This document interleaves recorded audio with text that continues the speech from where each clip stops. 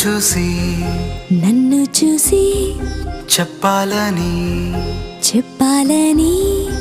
అనిపిస్తుందే. ఏమని? గతము తిరిగి రాదని, రేపు అన్నదే లేదని, ఇప్పుడే నీకు నేనని. గతము తిరిగి రాదని, రేపు అన్నదే లేదని, ఇక్కడే నాకు నువ్వని.